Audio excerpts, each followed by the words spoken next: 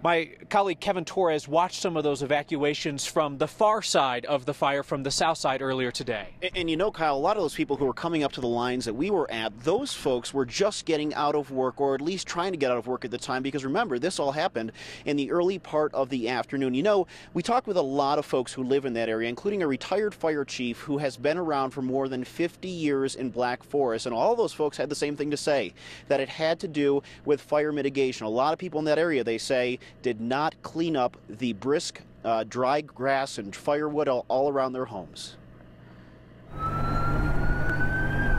It's a little too close for comfort. They sat there waiting. Yeah, there's a lot more people than normal. Waiting to see how bloated the fire would get. It's gonna be terrible. As its hunger grew larger and larger with each rumbling gust. Working my way one house at a time. I am a little nervous. My kids are at home. Those who lived out there wondered. Love you, Mom. Just be calm. Remain calm. How close the fire would get to their homes and their loved ones. 14210 Raven Drive, sir. And hoping their homes weren't the ones already swallowed up. Yeah, the flames are right at Wild Ridge in Black Forest. They're getting ready to jump the road. Love you so much. I'll try to make it there. If not, I'm just going to park and hike in. I got plenty of water.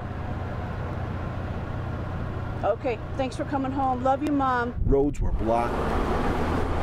People were pushed further back. As long as the fire hasn't moved that far east, they should be able to clear out. As some tried to remember which crossroads were which. 1707. Can't remember. And who needed help. They're going house to house. I have the fire department on the way to evacuate Mom. Start getting the animals together and the carriers, please. If only the sweltering sun was as kind as the people dealing with its heat. The truck says 95, so. So they did their best to remain calm, as an old reminder crept back up on them. It just looks big, and it reminds me of about a year ago.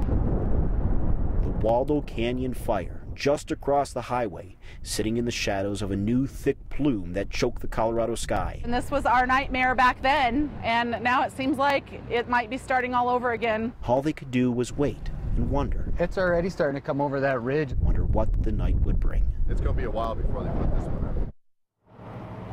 Firefighters and police did their best to keep people away from the burn area, but Kyle, as you heard there, some people were so desperate that they said that they were just going to even just walk across and hike it up there as best they could just to get to their family members if need be. It's certainly a scene, Kevin, that we've seen play out at other fires, and it's something that some folks plan to do. It's a risk that they have calculated in their own minds that is worth taking when that moment of decision arrives.